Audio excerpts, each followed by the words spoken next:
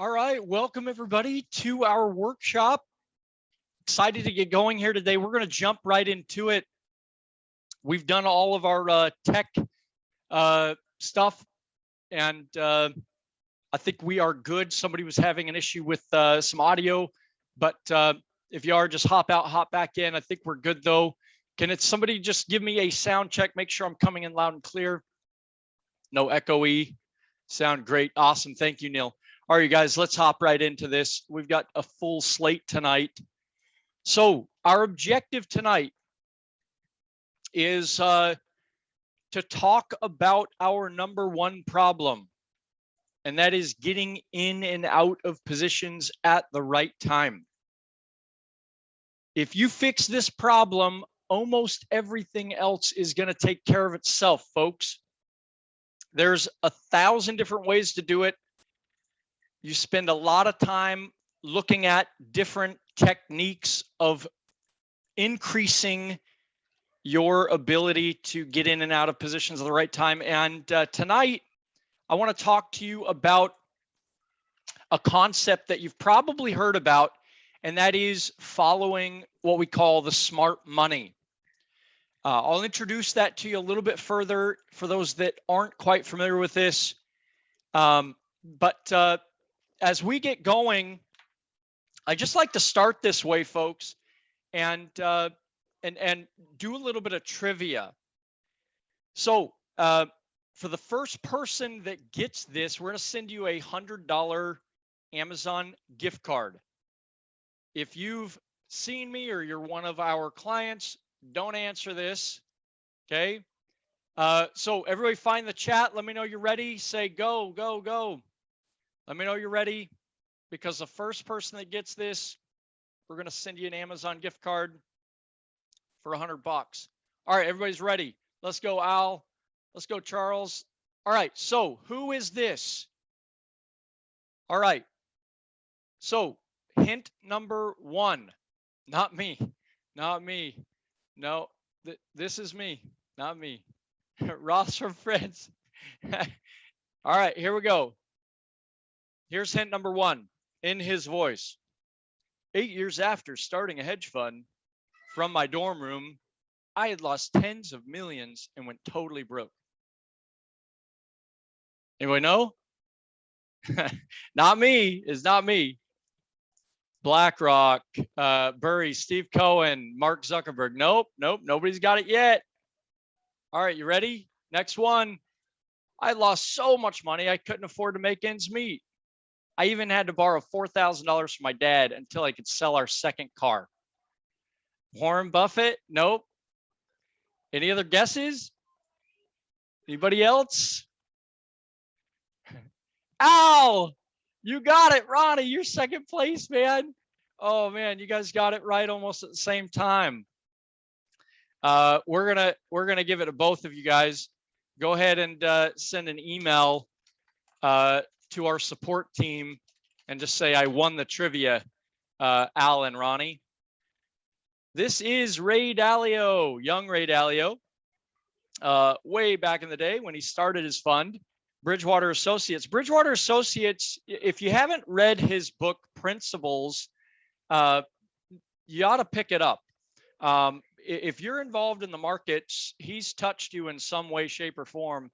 And you may not know it. This is a firm that is the most successful startup fund in the world. It's just absolutely a phenomenal story. And I like to start this way. And although it's difficult to relate to Ray right now with where he's at, he's a very relatable guy, and he started where all of us did. And I love to start this way because his fund is enormous, folks. They manage over $160 billion, a tenth of 1%. That's 0.001 of what they have under management is still $160 million. We hear the terms trillions and billions all the time, especially nowadays. in our political landscape. But these are enormous numbers, folks. And he started this firm out of his dorm room, and it would look like everything just went well for him from the start, but it didn't. Okay. He actually ended up losing tens of millions of dollars, went totally broke 8 years after starting his fund. He said that in 1982, he predicted that the economy was headed toward a depression and shorted the market in a big way. He said, I was dead wrong. The stock market began a big bull run, and over the next 18 years, the US economy enjoyed the greatest non-inflationary growth period in its history. He said, my experience over the period was like a series of blows to the head with a baseball bat. How many of you guys have ever felt like that? Say aye. How many of you feel like that right now? Okay, traders, the only honest one. All right, we've got some honest folks in here. Okay, if you've never felt this way, you've not been doing it long enough. All right, it's coming. In order to, succeed in this market, you've got to pay the price, and this is part of that price. This being so wrong, and especially so publicly wrong, was incredibly humbling and cost me just about everything I had built at Bridgewater. I had lost so much money that I had to borrow $4,000 from my dad just to make ends meet. I even had, he had to sell their second car. I love this though, folks. And this is kind of the theme that I want the spirit of our workshop tonight is that no matter where you're at, how long you've been at this, how difficult it's been, I love what he says in the end. He says, in retrospect, my crash or failure was one of the best things that ever happened to me. I saw that to do exceptionally well, you have to push your limits. And that if you push your limits, you will crash and it will hurt a lot. You will think you failed, but that won't be true unless you give up. So tonight, folks, I hope to impart something to you that will help you along your way. I used to call this workshop why you are always getting in and out of trades at the wrong time and how to fix it. And I was told by my team that wasn't, fancy enough. And so they decided to have me change it to how to follow the smart money and skyrocket your profits. I don't know that I like that very much, because the bottom line is we're going to be talking about how to get in and out of positions at the right time by following the people that move the market. What we're talking about here tonight, folks, is this. We have a chart. Every single one of us, we want to know when this is going to happen and when that's going to happen and when this is going to happen and when that's going to happen and when this is going to happen. We want to know those things. And there are 1,000 different ways that you can do it. What I hope that you walk away with tonight is to realize that there is one way better than the rest, and that is just follow the people that move the market. In fact, I want to just give you an idea at how radically accurate these institutions are that we call smart money. Smart money are firms that are large institutional participants in our financial markets. In fact, the FINRA on their website, they categorize all of us into two different categories, non-professional and professional. Non-professional, which is almost all of us here, even if this is your full-time job and you earn a living at it, you're almost without exception, categorized by the FINRA as non-professional. We don't move the market. This is on the FINRA's website. You and I don't have much impact on the market overall. However, they say that on the FINRA, this is our regulatory authority, folks. distinctions they make about the market participants, pension funds, hedge funds, banks, insurance companies, these big investors, these are what we refer to as the smart money. They account for 3/4, 2/3 of all of the volume. And because of their dominance, their buying and selling is what leads to big moves in the overall direction of the market. Okay. And I want to just expound on this just a little bit more. How many of you have seen or listened to one of these big banks investors days? Bank of America just crushed their earnings. Okay. Interest rates are extremely low. They crushed their earnings. And in the note, it said earnings they beat their earnings on exceptional trading results for the quarter. Okay. All of these institutions have trading departments and manage funds. It's really interesting if you get into their paperwork and their documents. I just want to take you to JP Morgan right here. Okay.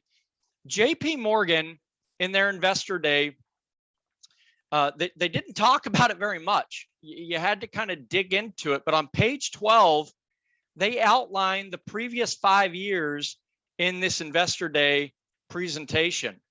Now remember, there's about 252 total trading days in each year. Notice how many losing days they had in a 5-year period of time. A total of 9 losing days out of what, close to 1,300, right? Okay, 1,260 or so, right? 99 point something percent winning day percentage, huge. Okay, now look at their average daily revenue. 69 million, 72 million, 67. It's not like it goes way up and way down. I mean, this is radically consistent, folks. So my message tonight is that these guys are doing something that is predictable, and you can see that from their radical consistency. $69 million per day on average for profitability, and they do it 99% of the time. So my opinion is that there's no better way for you to approach the markets. There's no tool, there's no indicator, there's no trade idea service, there's no talking head that you should be following. These folks are who you should be following. So let's jump in and talk about how we do that. Okay. And as we get into that, let me just briefly introduce you to myself. My name is Nick Lovelace. This is my family, our kids. They've got a lot of money to trade with, but you'll have a lot of money to trade with too if you're consistent. I enjoy doing all these things, just anything outdoors. I attended BYU, studied finance. I am the co-investment officer over at Alphax Capital. It's a hedge fund for accredited investors. We have some fun over there, managing for our accredited clients.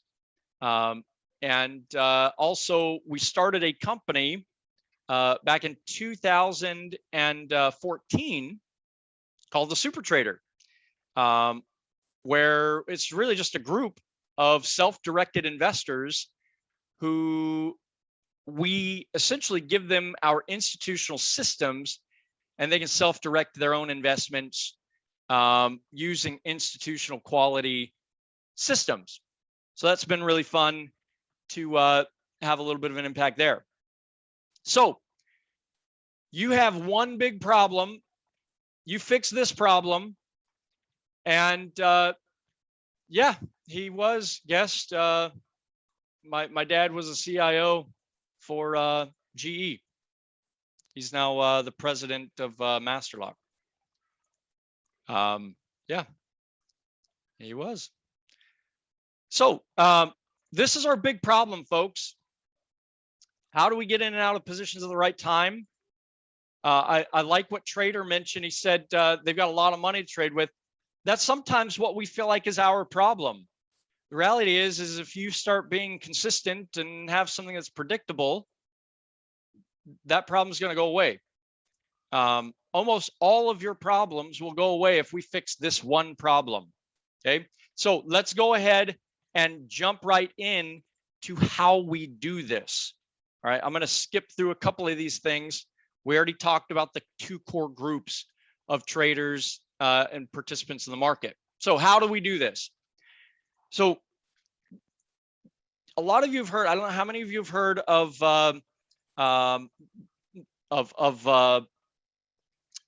unusual options activity or block trades. How many of you guys have heard of those things? Say aye. Okay, this is in reference to the big option sweeps. Okay, this is in reference to big institutional participants. Okay, so again, how do we follow them? There's a lot of ways that we're told how to follow them. You know, you've got the CNBC guys that talk about you know, following unusual options activity. You can get into websites like fintel.io and come in here and actually take a peek into the portfolios of these big institutional participants. So Bridgewater Associates, you know, we can come in here and see what do they got in their portfolio, you know, and we can actually see what's the allocation, you know, how much of their portfolio. Walmart, you know, they've got their second largest position in Walmart. All right. Following unusual options activity, we can come over and see large block transactions that go off in, let me pull that one up. Okay. So a lot of our platforms have things like this where we can come in and see large transactions that are trading off. Somebody ended up buying 2,500 contracts of put options in EEM. Okay. You know, for those of you that understand what puts are, they'll make you money if the stock goes down, in simplicity. Okay. So we could come over here and see, well, somebody just bought 2,500 puts in EEM for $8.20. Surely this is a smart money participant, right? I mean, you just take a look at the size of this position. Somebody just spent about $2 million on put options in emerging markets. Do they know something I don't? Maybe I should follow suit. Maybe I should get bearish on EEM. They're going down, right? So we can do all of these things. The problem with all of this is we have to take a quantum leap and make big assumptions that we're not able to make. In this EEM example, we have to assume that whoever did this is doing it because they think the stock is going down. We also have to assume that they're doing it and they're not protecting some underlying stock position so they can stay long. We also have to assume that they bought to open these. They may be buying to close them. They may have shorted puts over here or right here and bought them back today. We really have no idea. And same goes for unusual options activity or any other thing that you can directly observe. So how do we follow the smart money? We don't directly observe their behavior. We can't, because we're not capable of knowing what their intentions are. Even if they come and shout their intentions from the rooftops on various shows and media, we really don't know what their intentions are. They may be attempting to increase liquidity so they can get out. We really don't know. So how do we follow them? We follow them through indirect observation. Remember, I'm going to keep referencing back to this. These folks are right, radically right. Their volatility in their portfolio is almost non-existent from year to year. They win 99% of every day. So what they're doing is predictable. It's scientific. So if we can't directly observe what they're doing, how do we do it? We do it via indirect observation. It's kind of like a black hole, right? I love this analogy because just like black holes are the largest known power in our universe, so are these big institutional participants in our financial markets. And yet we can't directly see these black holes. We're able to detect them by watching for their effects on nearby stars and gases. Alpha, I love your question. He says, is that because of high frequency trading? Well, yes, they can disguise their actions through high frequency trading. But even if we could detect it, even if we see the trade go off, we don't know why they did it. We don't know if it's a hedge. We don't know if they're closing it or opening it, or if we have no idea. So we don't attempt to directly observe them. Save yourself some money. Okay, we indirectly observe them. There are three effects that occur in the auction of the market. When I say the auction of the market, what I'm referring to is the ebb and flow of price. Okay, imagine an auto auction. You go to an auto auction, the auctioneer's job is to get rid of this car at its value, right? Whatever, that's my car, okay? So the auctioneer's job is to auction off this vehicle. He's going to start off at a number. Do I have $2,000? This is a clunker, real old clunker, okay? Do I have $2,000? I don't have $2,000. Do I have $1,500? Do I have $1,000? Okay. He's going to start off, and if there's not a lot of interest, he's going to rapidly drop price. The moment hands start raising, he's going to increase price until he finds where business wants to be transacted and the deal is done. So just like in an auto auction, the markets are an auction. That ebb and flow is simply price balancing itself, satisfying imbalances that are occurring on the buy side and then on the sell side, and then the buy side goes back and forth. So when I say auction of the market, I mean this ebb and flow, okay? So there are three effects that happen in the auction of the market. They are price clustering, or sometimes referred to as consolidation, chasms or gaps, and vertical imbalances. So as we look at these three patterns, or these three price profiles is what we call them, there is one where institutions transact almost 95% of all of their business. So again, remember, these guys are radically consistent, 99% accurate at 69 million on average per day, and it doesn't vary very much. So they're doing something that is predictable. Number two, they do most of their business in one kind of profile. Which of these three profiles do you think most institutions do all of their buying and selling? A, B, or C? What do you guys think? Let me know in the chat.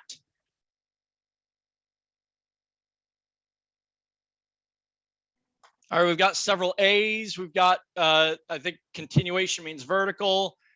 B's, AAA, all three. No, there's one where they do most of their business. Yes, they can do it in others, but there's one where they do almost 95% of all of their business. Some C's, lots of A's, no idea, like the honesty, Charles. It is A. So again, these guys are insanely consistent. We want to follow them. We can't do so by direct observation, but we know that they have an impact on price when they transact business.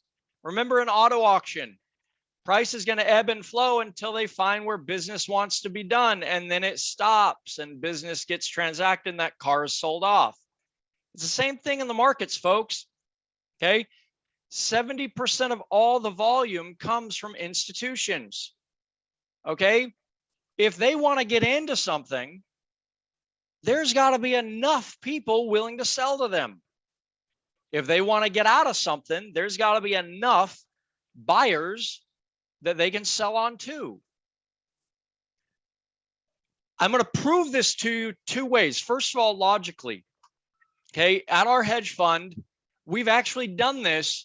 We're not huge, but you know, we have moved the market in certain equities.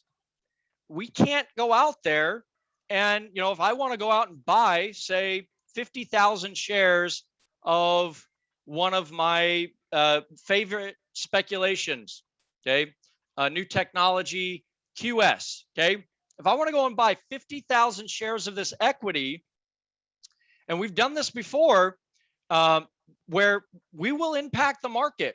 If I want to come in and buy 50,000 shares at $30, there's going to be so many people that are willing to sell to me at that price. If I come in and execute a market order at $30, where the market's trading at for 50,000 shares, I may get 10,000 of them filled. And then what the auction of the market is going to do, nowadays, it's all electronic. Okay, there's not a human being doing it now. It's all a computer system. What's going to happen here is the computer system is going to then hunt for more shares. Remember, I want 50,000 shares. I put in a market order. Well, 10,000 were available at $30.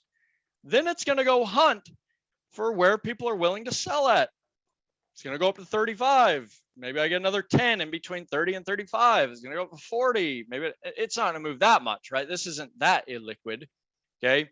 But the reality is here is that I move the market. Big traders move the market against themselves if they attempt to get into and out of their positions all at one time. Okay.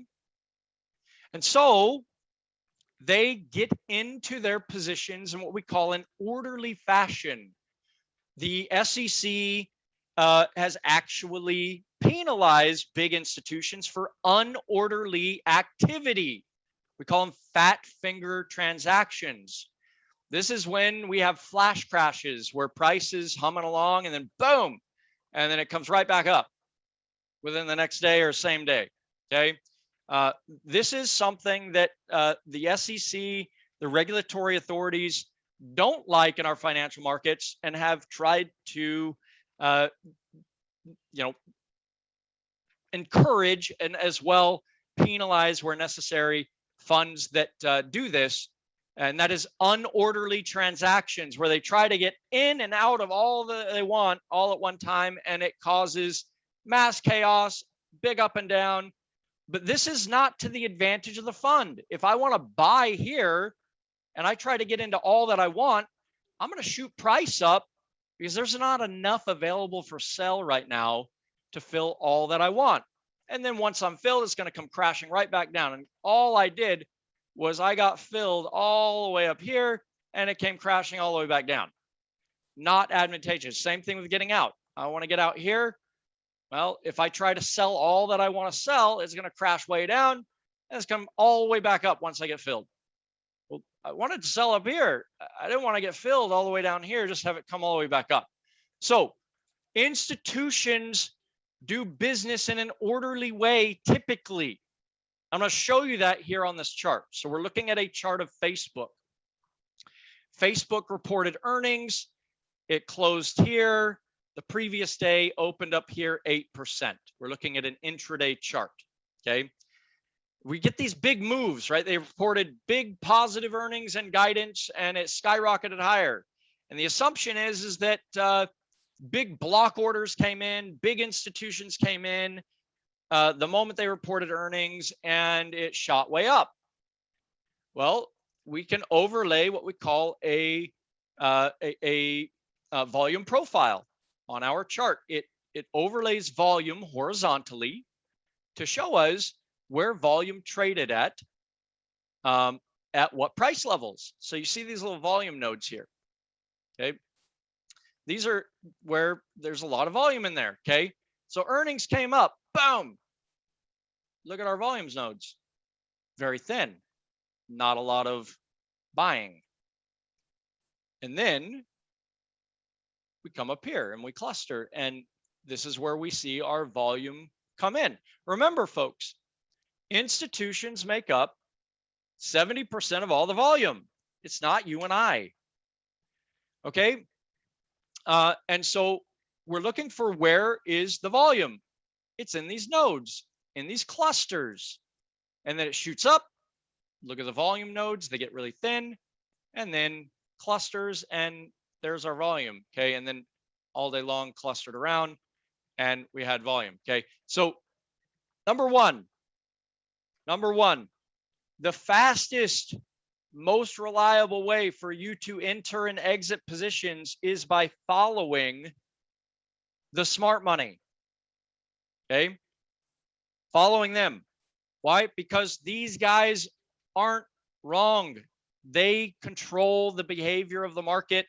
Look at their results. It's radically consistent, radically predictable. I want to be following them. Unfortunately, they don't offer a subscription service. I can't directly observe them. So I have to indirectly observe what they're doing. That means I got to know where they transact business. So far, we've learned that 70% of all the volume is from them. So look at where the volume is in these clustering pockets. That's where volume comes in. This is where institutions are transacting their business. All right. So let's go through some real stuff. All right. I want you guys to think of a ticker, and we're going to go through and outline the zones. And I think you're going to be pretty blown away at how insanely accurate this is at predicting every single major move, every single one. So webinar says, does it not take an really long time to get approval to place these well trades, which a smart trader wants to do if they want quick money? There's a lot of things, a lot of intricacies on the back. It does work for Forex, although Forex is extremely liquid, and the ripple effect that you have on equities and indices and futures, where we can see this stuff, it doesn't really occur the same way in Forex because it's so liquid. So even big institutions don't leave much of a wake in their activity that we can observe. Okay. All right. So I've got a lot of charts here. Yeah, absolutely futures. Okay. So I'm just going to start at the top here, and we're going to go through as many of these as we can. So let's go to IWM is the first chart that I've got. Okay. So let's go ahead and pull this up. IWM. Okay. So I'm looking at a 20-year chart. How many of you have ever heard of the term fractal? Fractal. Yes, it does work very, very well day trading. And that's kind of what that's a good kind of lead in to my question I just asked. Fractals. Okay. Yeah, multiple time frames. Okay. So it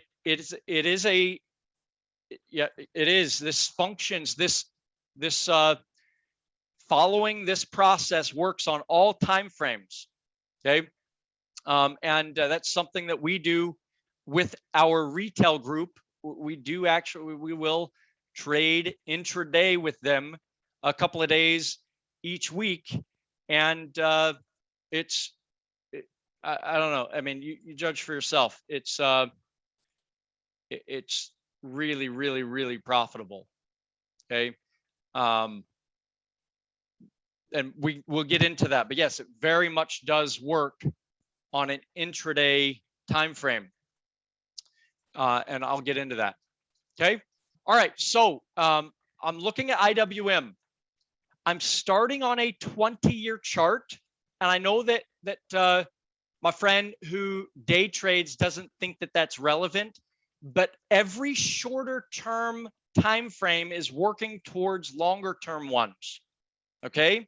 So we're going to start by identifying the longer term ones, then we'll work inwards. All right. So again, we're looking for these areas where price is clustering. Remember, these guys are insanely predictable. Their results are absolutely radically consistent, almost perfectly consistent. They do business in these clustering areas. So let's go find the clusters, connect them, and see if it doesn't tell us any consistent story. So what I like to do when I do this, just to keep myself honest, I like to focus in on a time frame that is not near any current waves. Okay. So how many of you think that IWM is still following the exact same predictable process that it was all the way back in 2003, 2008, and it's still following the same thing? Let's see. Okay. Now, a lot of us come in here and do something like this. We come in, we get a line, and we go like this. And we say, oh, man, look at this. We've got this thing here. We've got a wedge pattern here. And we've got a, this thing darting up here. And we've got these things here. Okay. How many of you have ever done that before? Say aye.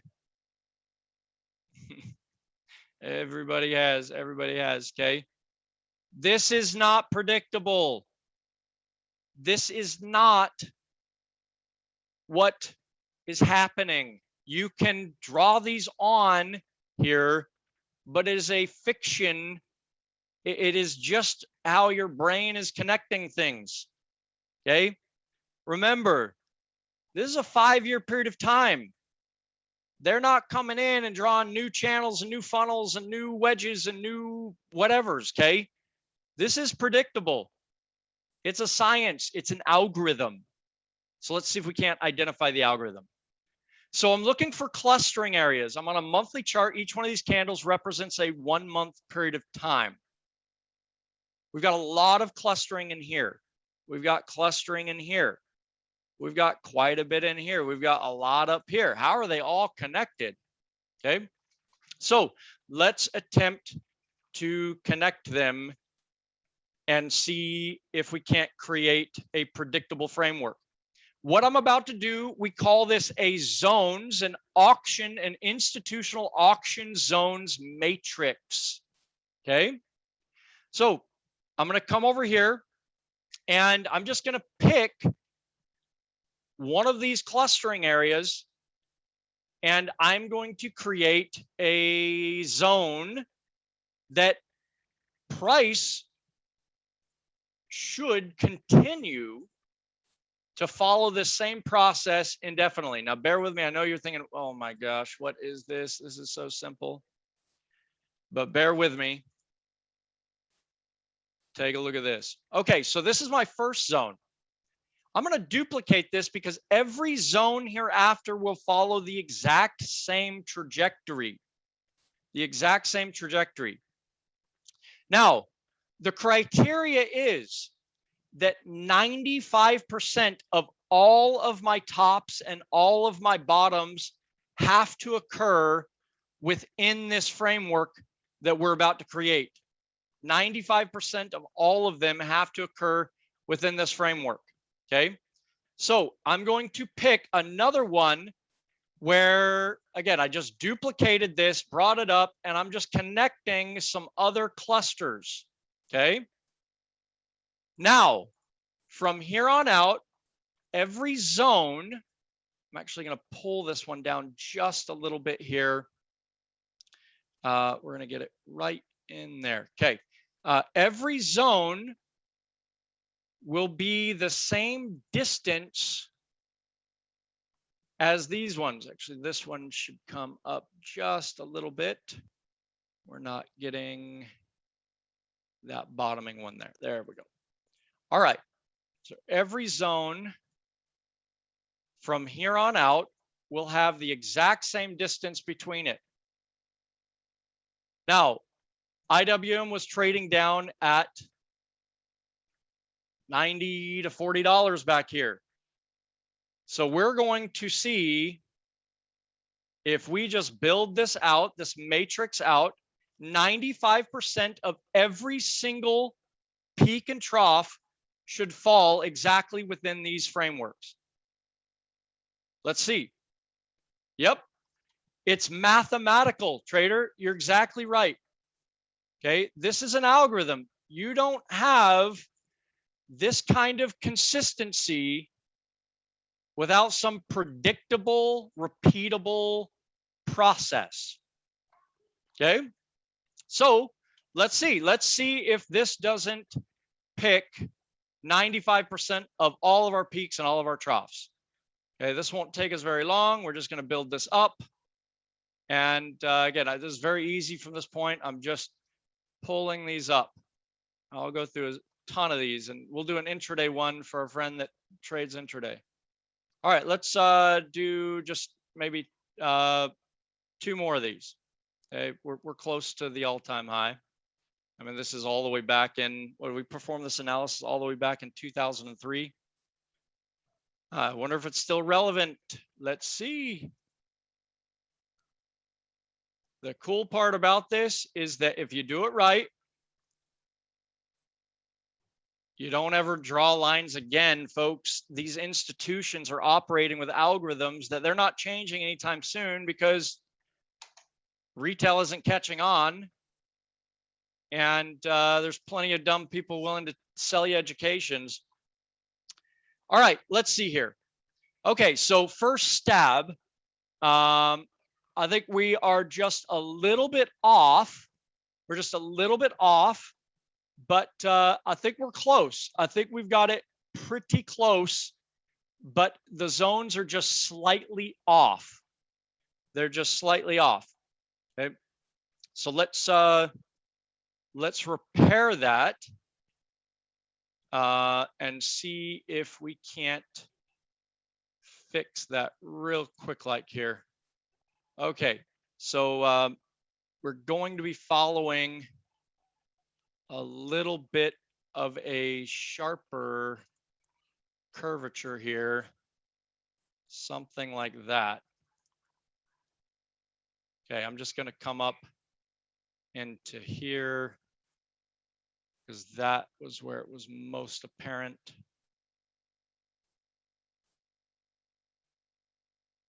And we will fix that real quick. Okay. And then let's pull it back down and do our, make sure these have the right distance.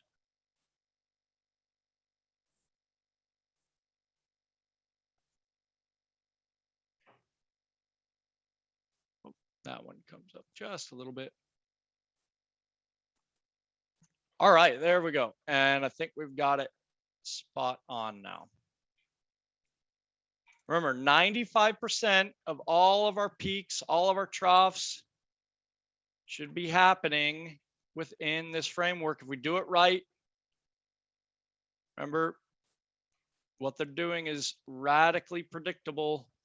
So we should be able to see it in the price. Okay. Perfect. And then let's do a couple of more here to complete this matrix, and we will go and look and see if we've done it right. Okay, there we go. All right, so let's take a look. So we've got, obviously we started over here. So this doesn't really count, but we did not see 2011, perfect peak right in our zone, perfect trough right in our zone. Came up, hung out in there for 4 months, and then took about 6 months to get up to the next zone, and then just stopped, clustered around, looked up on top and clustered, went down on bottom unclustered, right back down to our zone. Okay, went up, clustered there for 3 months, and took 4 months to get up there, and stopped for another 4 or 5 months, went up on top, back down, stopped right in our zone, right in our zone. Came down right in our zone, stopped there. This one came down. You do have mid zones, folks. They fall about 50% of the way in between your auction zones. And the best way to do this is just find out about halfway through here. I like to use just a fib tool. And let's just get a trend line. And we will just pull this down in here to this midway point. And if there is a trough or a peak outside of our primary auction zones, it should come in right about that mid area. Okay, so we're going to wrap this one up and move on to another one. So again, I'm going to get through as many of these as we can here tonight, but I think you're going to find that there's nothing that is more accurate than this model of picking every single top and bottom. I mean, look at this. Our 2020 low, the pandemic low, was exactly in our auction zone that we created between 2003 and 2009. So many times we come in and we do this business and we do this business. It's not how it's connected. It's not how it's connected. This does work on the daily chart. Remember, it's a fractal process. So you start with the big time frame because your shorter term time frames are always working towards your longer term. I'll show you a daily chart next, and then I will show you an intraday chart. Okay, so I think we've got this one fairly well done, and we can review it and see, do 95% of all of our tops, all of our bottoms fall within these zones? And I think I've seen enough to say that, yep, they do.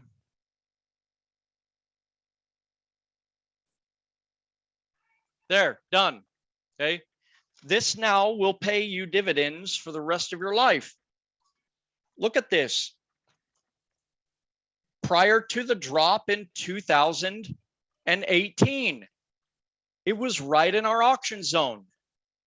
I don't know when the big drops are going to happen, but they don't happen outside of our auction zones. Auction zone right before the big lockdown. Auction zone post lockdown. Here's our mid zone 2018. Look at where we're at right now, right down to our mid. We've been clustering up here, folks. What do you think's happening?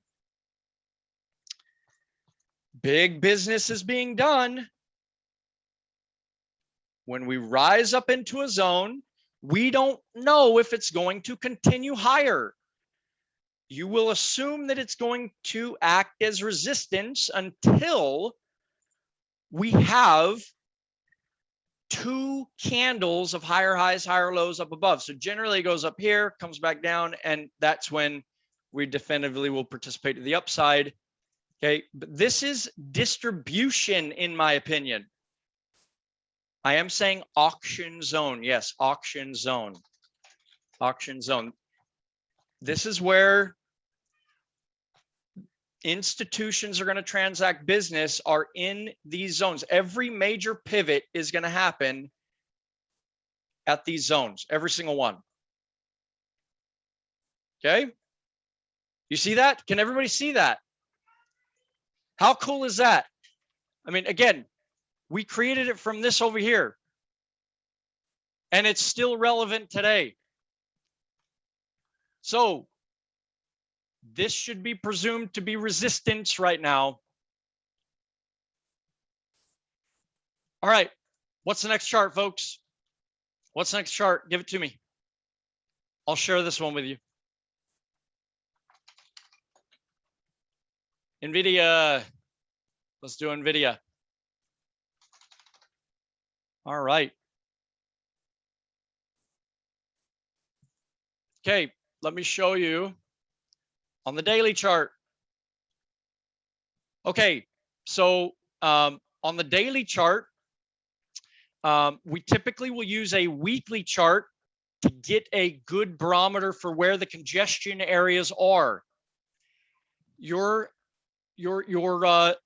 ascending lines should not be pointing to the moon, okay?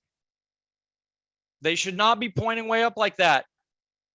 They're going to be about on this gradient right here, almost without exception. We have rules for that. No, I'll do Tesla too. I'll do Tesla too. All right. And I'll do the ES futures as well, intraday. Okay, so let me take a look. I'm going to get into a weekly chart here, see if I can't see some good clustering, and want to avoid current price action to keep my analysis honest. All right, so I've got some good clustering in here around 2018. And I think it's connected to this stuff over here. So I'm just going to take a stab here. And again, this is just first attempt. I don't get it right on the first attempt every time, but I'll do my best. That's my first zone. Let's find our second one. We're just going to duplicate this thing, and we're going to come up and drag this up to our next zone. We'll go with right here. Okay. All right. So every zone from here on out is going to have the exact same distance between it. And if we've done this right, all of our tops, all of our bottoms on this time frame should fall within this framework. And this is the time frame that you will analyze for your daily chart.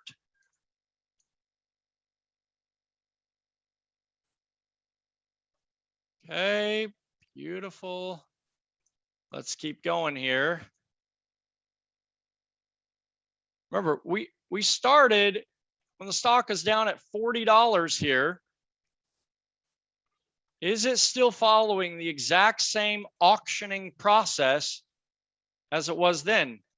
If there's significant amount of institutional participation, it will be, because again, these institutions are not coming in here and randomly doing things like all of us are. They're not using the same indicators. They're not even using them. It's an algorithm. It's a mathematical algorithm. So let's see. All right. So I think that we're pretty good here. This is a problem. I don't like those things here. So let's make just a quick adjustment to this. And let me just, we'll take a stab at this on the daily time frame. And I'll focus in on this area here for the daily time frame. When you get in the daily time frame, you're going to see your chasms. Typically, wherever there's a chasm, you have broken above a zone or broken below a zone. Most of the time, what will be followed is a vertical migration out of balance. These are very thinly traded. Institutions don't do much business in those. But that is an area right here, this little gap right there. That's a really good starting point for a zone. Almost without exception, you have come into a zone there every single time. So let's duplicate this and pull that one up and capture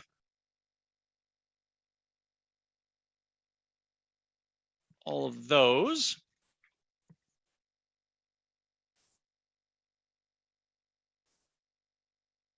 And let's build out this matrix. This part's easy. All we got to do is build it up, build it down, and then check to see if the bulk of my tops and my bottoms are happening within this framework. Amazon works very well with auction zones.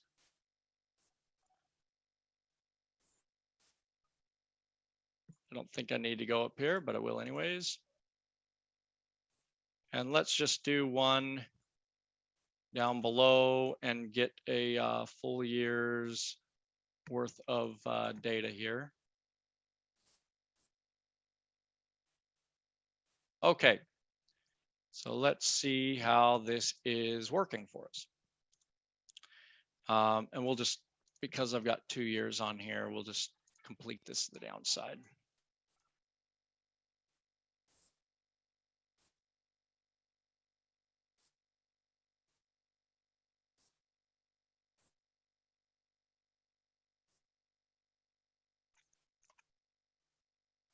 I think we're good. Let's check our work. 95%. All of our tops, all of our bottoms should be happening within our framework here. This is a daily auction zone. And so we're colliding with multiple time frames using this shorter term one. But on this time frame, you're not taking trades outside of this zone. You're only taking trades on this time frame when we come into this zone. So let's look at every time it came into the zone. Do we get what we'd expect? Beautiful there, beautiful support there. Okay, we held it right here for 4 or 5 days. Gap below it, came back down into it, clustered there, chasmed above it, and went vertical. Vertical took 4 or 5 days to get up and then stopped right at our zone, went away, came back down into it. Beautiful. So everything over here is good. Over here, we built it over here, so you'd expect that. But let's see about over here. So this is a different zone on a different time frame. But when we come down into this one, do we find the support that we want? Yep, we do. We broke down below. Again, this is a different zone on a different time frame, but we broke back up into this one, came back down into it. Do we get what we want? Yes, we do. Come up into here, resistance, chasmed right there, went vertical, stopped there, chasmed around it, looked into it, Beautiful, beautiful, beautiful, beautiful. Okay, nice, nice. Okay, so on the shorter term time frame, you just have to be aware that you're not looking for anything, even if it goes back up here, you're not catching that. That's on a different time frame of a zone that we don't have on this chart. Let's do another one. Let's do another one. What do we say? Tesla? We say Tesla and ES. What else?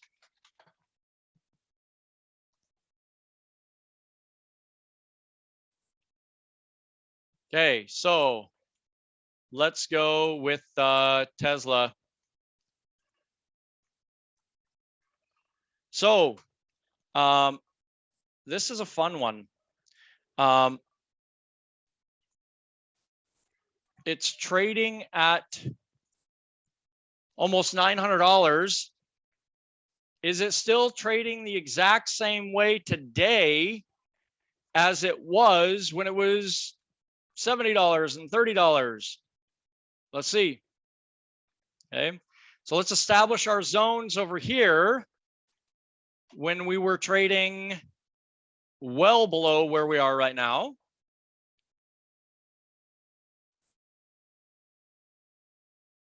Okay, so we're going to start over here.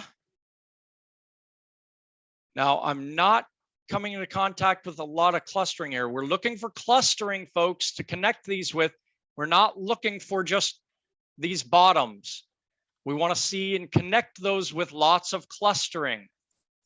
So if I don't get that, I'm going to come in and start my framework on an area where I do have more defined clustering, and then I can move this down into an area that has limited clustering but has a tail. We've got clustering there, hit it here. Okay, so there, that's my first one. That's my first one. My second one, and this is an equity that has changed radically in price. And so I am going to, we've got a mid zone on this one that I'm not going to take the time to put that line on the ones all the way down here. I will do it all the way up top, but let's build this up. Let's see. Is it still following the same process? Every single peak and trough, 95% of them should happen within this framework.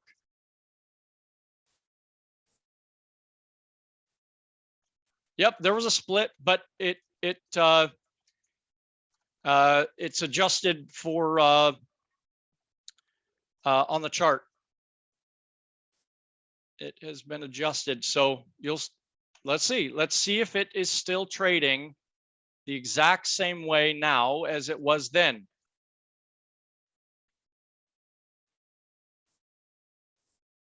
Oh, it's a long trip up here.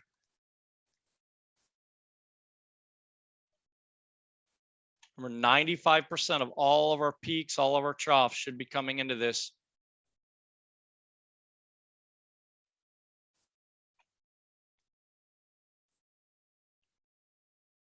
Did not mean to duplicate that.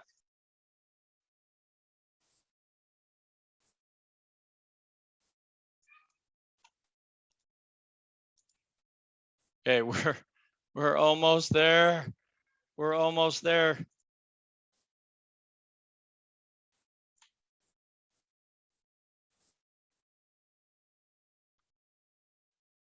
But what's so cool about this, folks, and again, I start down there because it keeps me honest in my analysis.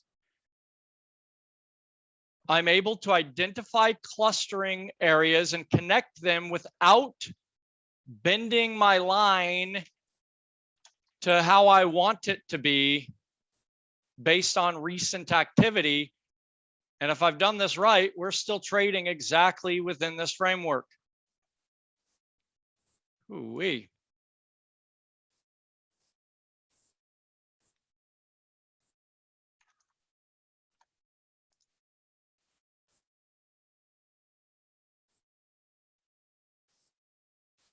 All right, we got to check this out. Let's see. Let's see. Let's see. Okay. Oh, look at this, folks. Again, this is my just first sketch. We've done all these zones already. I'm just doing them fresh here today in front of you. Okay. But look at this. You see the trough right there? Right in our zone. Okay. Again, I'm a little bit off here, but again,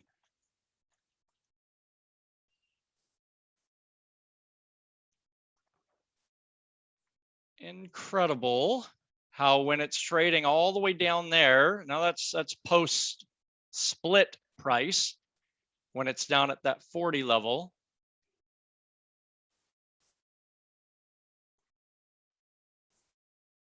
And as you get up to these higher prices, folks, you will see it is still trading in the exact same way now as it was all the way down there. And without exception, almost every single one of our peaks and troughs are falling within this framework. So we created this way down here, all this stuff here. Okay. Let's just see. Let's just see.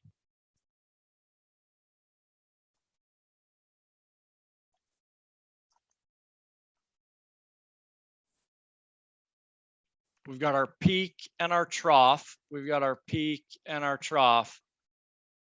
Okay. In here, it's going here, back down here, up here, back down here, up here, back down there. Here we're in that zone down there. We peaked out at that one. Now, when you get this high of a stock price, you're going to start to take out some zones. There should be about a 10 to 12% distance between each major zone. It's just going to be too choppy of a chart not to eliminate those. And so, but look at this, folks. I mean, look at that peak right there. Trough right in here. Came up to there, right into that zone. Right into that zone. Right there, there, there, there, there. Okay, I mean, they just reported earnings. Okay, they just reported earnings after hours. I mean, look at this on the daily time frame, folks. Right at our zone, right at our zone, right in our zone, right in our zone. Okay, Alpha says I'm not seeing it objectively. If you draw enough lines, of course, you can find some point on the bar near a zone. Okay, that's fine. You're right. There's a lot of lines in here on Tesla.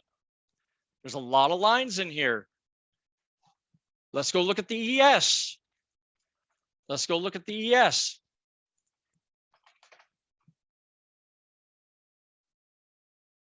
And let's just see if that's true. I will not draw a lot of lines on here. Okay, and let's see if we get this right. Okay.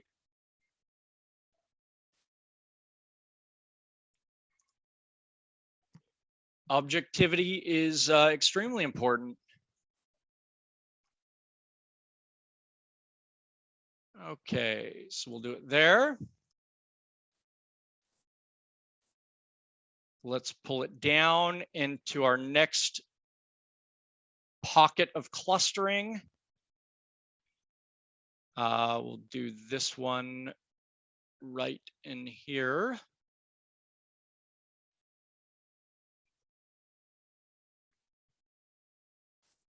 Okay, so I've drawn two lines, Alpha Shark, two sets of lines.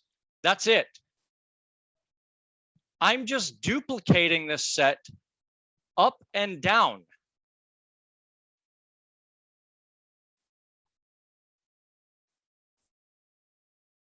with the same distance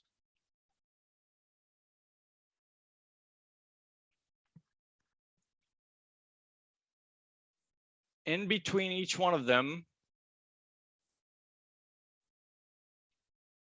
And we should have 95% of all of our tops, all of our bottoms should fall within the framework.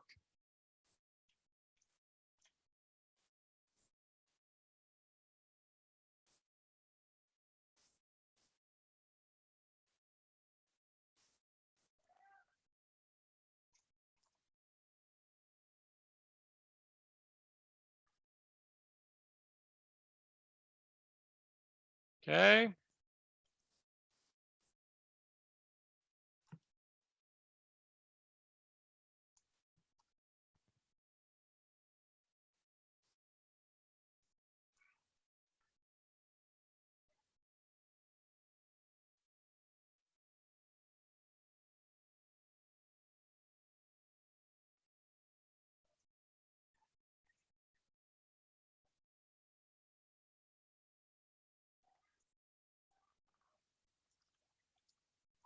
And again, we started with 2 lines.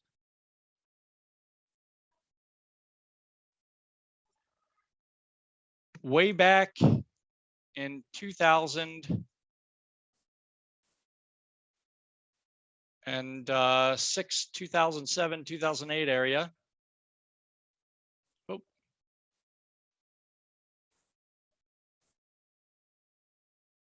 Okay.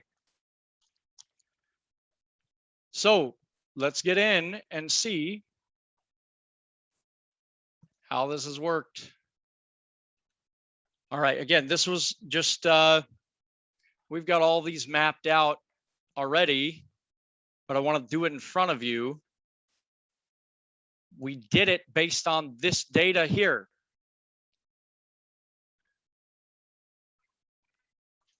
It came down right to that area, our 2008 low, 2018, prior to 2018. Again, this is just slightly off. If I take you over here to the S&P, to one that we have thoroughly refined,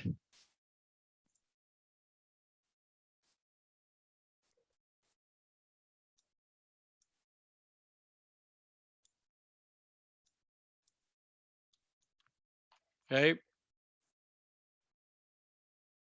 Every single peak and trough. So this one has a mid zone in between that will be traded on a daily time frame.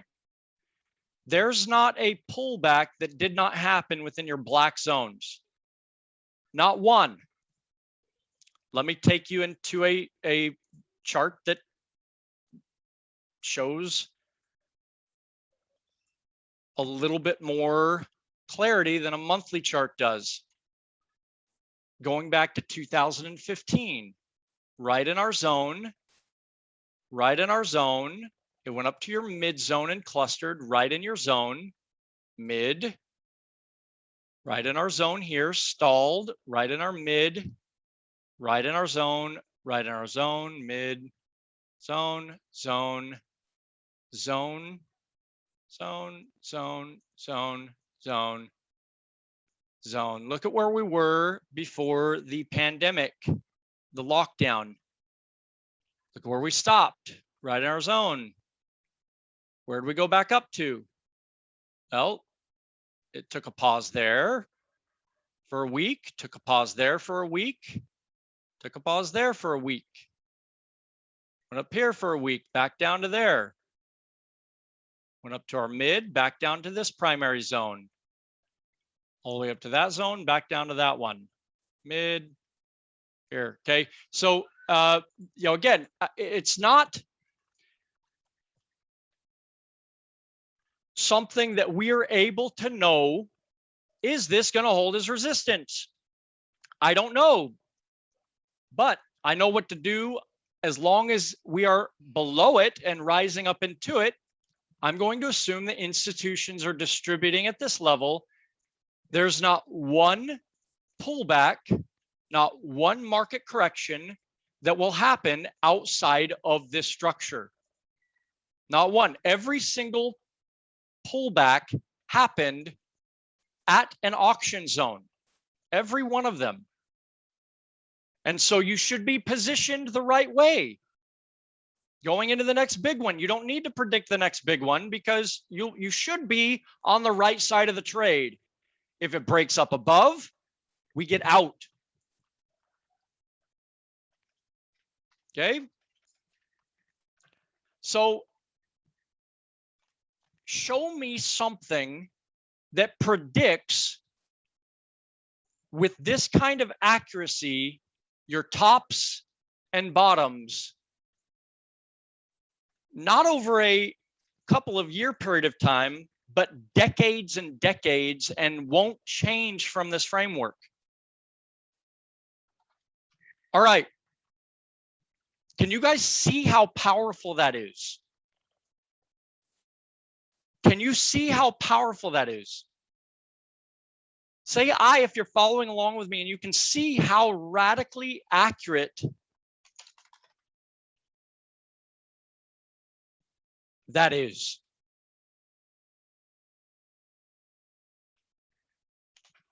Pretty neat. Institutions are the ones that move this market. You're not going to participate everywhere. You're going to participate in the predictable locations and start trading with institutions instead of against them. Neil, it is an algorithm. You're seeing me do it by hand because most of you don't have access to that algorithm. Give me one more chart and I'll show you a semblance of how that algorithm works. Give me one more chart. Give me an hourly chart, NQ, okay? Let's do NQs. All right, let's go on to an hourly chart here.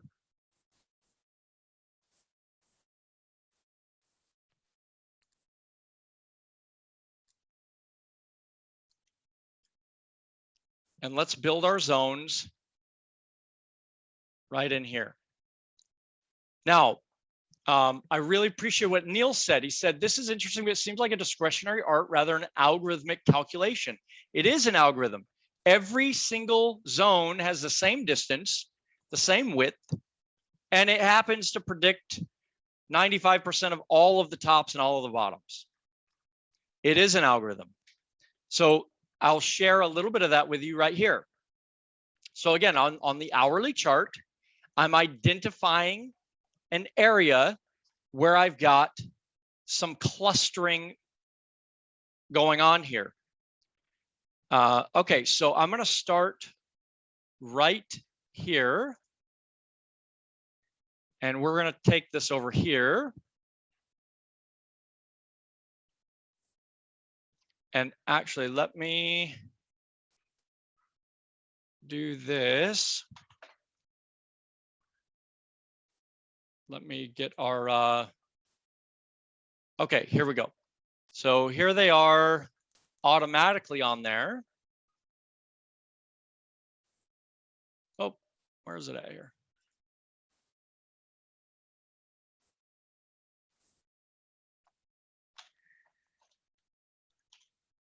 I took off the, give me 1 second. I'll grab the tool that automates this and show you.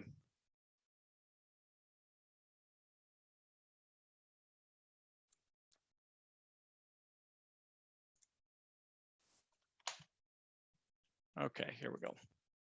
I just got to plug it in.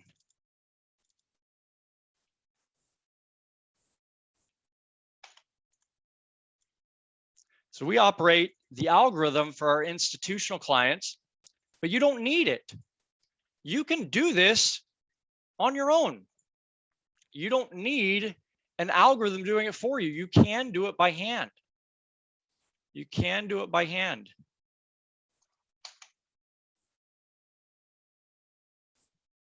Okay, here they are.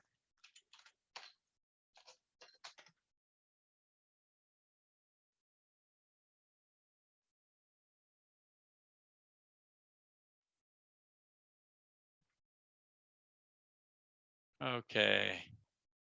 Sorry, I'm trying to find that tool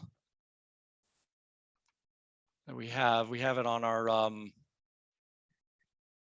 servers.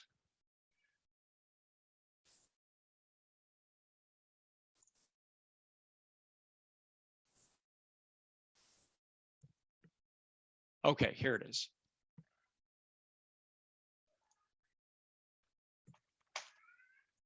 All right, I'm just loading it in there right now. Sorry about that.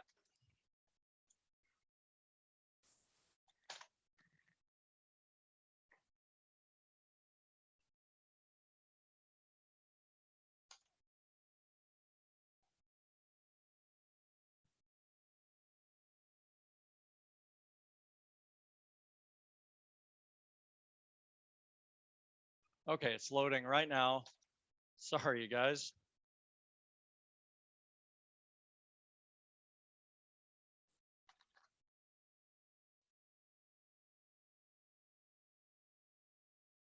Okay, it is almost there. All right, got it. Okay, here it is right here. So let's pick one of these. And here they are right here. Okay. Okay, so that's first stab.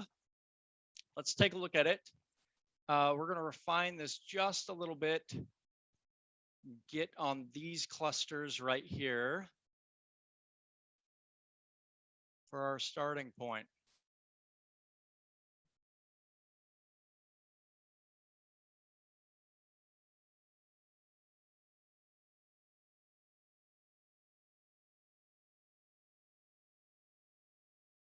All right.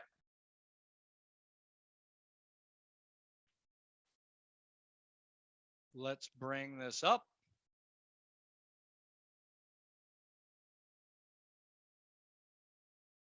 Let's bring this down.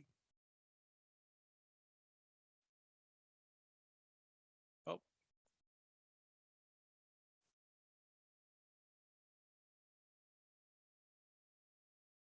Okay. I created these zones just by using these clusters right there. Let's see how it's working. Top, bottom, comes in here, stalls, bottom. This is a little sloppy right here. Okay. Again, on the short-term time frame, there's other things at play. But again, I established this over here. Look at our tops. Zone. Right there, right there. Held, collapsed, came into that one, up to this one, back down to that one, this one, that one. So this is, again, on the intraday time frame, you have to be aware of your surroundings and the auction zones on other time frames. Right there, that's kind of sloppy, but right there, here, here, here, here. Okay, what I don't have on here for you is all of the other time frames and the fractal versions of those for the outliers. But using this area, it automatically overlaid all of the auction zones on this time frame. Okay, I can do it on any time frame. Nope. Well, yes, when you're doing this accurately, you need to build the zones on all time frames. We do the 20-year, the 5-year weekly.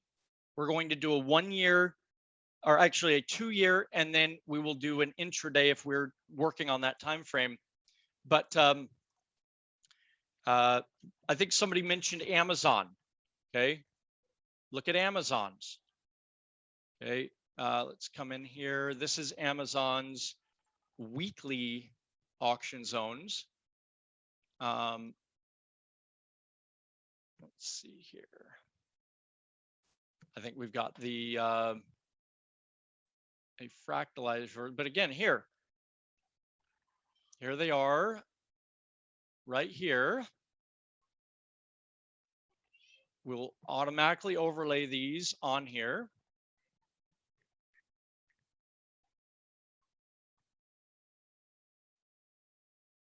Almost every single peak and trough is in our time, our zone time frame. We don't have a mid zone in here. There's a mid zone in here right in the slap middle that you can overlay on that. But the bottom line, folks, is that the markets are radically predictable. Radically predictable. Following these institutions is the way to have consistent, predictable outcomes. Okay, I got an email from Joseph. He'd been with us for about 18 months applying the same process. Like all of us, he had been around the block and done almost everything. But 18 months in, again, not 69 million per month or per day, but a cool 50,000 per month changes his entire life. Okay, I mean, this is not anybody that started out with a ton of money. He built into it through radical, consistent, predictable framework of following institutions. Pretty cool. I know this has been long, folks, but you need to know that the market is predictable. Institutions move it, and there's a way that you can actually follow them. So, how cool is that? Fun stuff, right? All right, so here's what we can do, folks. If you want to look at this more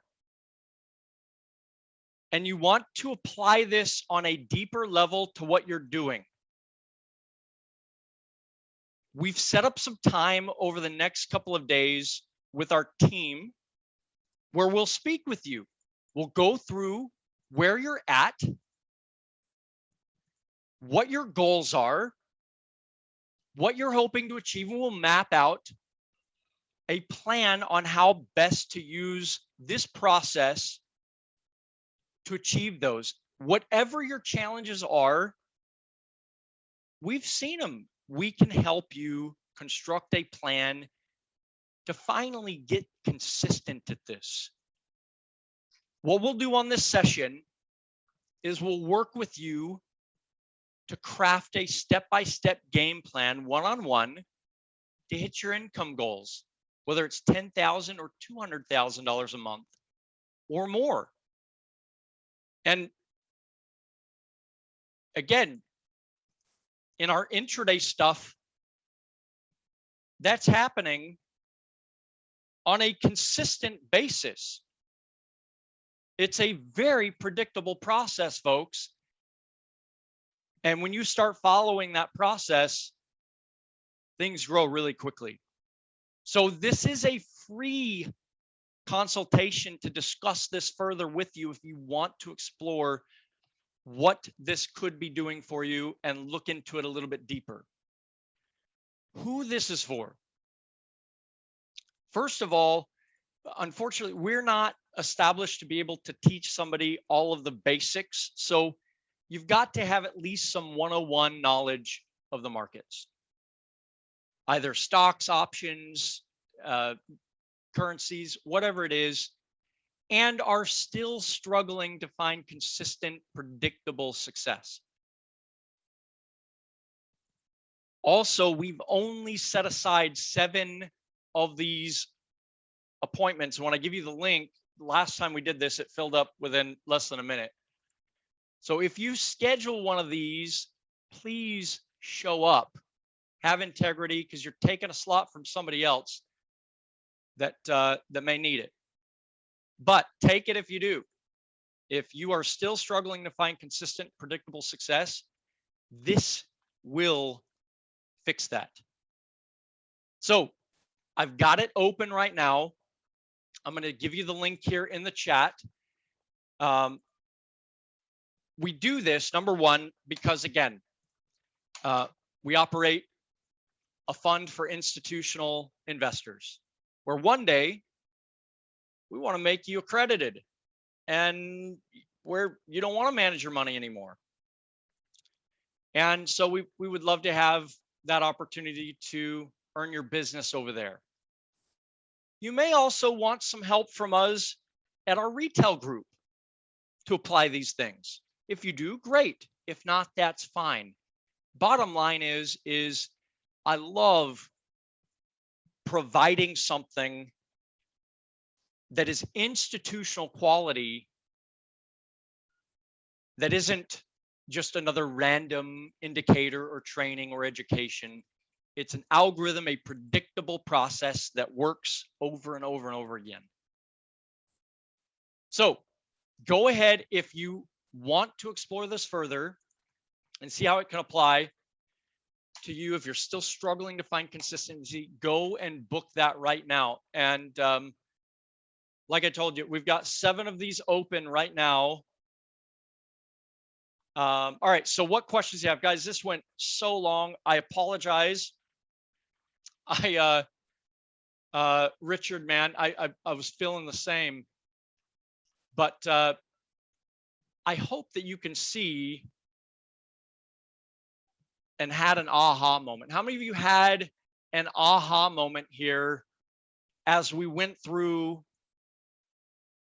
how consistent the market hits these levels over and over and over again? It was fun. We were just doing some things here today with our retail group. Every week we will we'll go through things with them, and we did Netflix. Okay, take a look at Netflix. Okay. Every single major peak and trough is going to happen within this framework. Peak, trough, peak,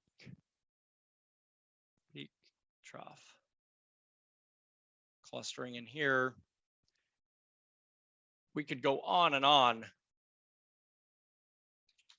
but you will not find a more predictable way of operating in the markets. Alcoa is now a $56 stock, 120s peak. Every single, the distance between all of these is all consistent. It is mathematical. Every single peak and trough happens precisely within these zones. Look at the one we're at right now. We've got a couple of outliers that are on different time frames or a mid zone. But for the most part, 95% of every single top and bottom happens exactly in this framework. Okay, folks, we're gonna have to open up. We got 14 of you right now still trying to book this. And we've got Hugh, Mihalko, Mark, Sebastian, Gregory. All right, what questions you guys have for me, folks? Any questions? Pretty incredible stuff, huh? You can do this. You just have been doing it backwards and not following institutions. No matter how long you've been struggling at this, I love Ray Dalio because he is somebody that started at the bottom. And no matter where you're at, I'm glad to have been spending some time with you tonight. And I hope that you recognize that the markets are radically predictable, and there's people out there that you can follow, these institutions that make your job very, very easy. And if you want to explore that further and talk about that, I look forward to having that chat with you. Member says, or let's see here, Alpha Shark, is it more accurate on daily or weekly charts than intraday? So again, you're always going to map out all time frames. There's 4 time frames we're going to map out. So generally, when there is another time frame in close proximity to one of them, it's always going to trade between those. A good example of that here is the ES. Okay, here are 3 of our time frames on the ES. Actually, I don't know that I have all 3 of them on here anymore. I think it's on another one, another system. But here's our longer term. Let's see, this one is our, yeah, this one's our monthly. But notice we did not come up into that longer term zone over here. We did come into it here. Here's a shorter term zone that we did come into right here. This is a daily time frame zone.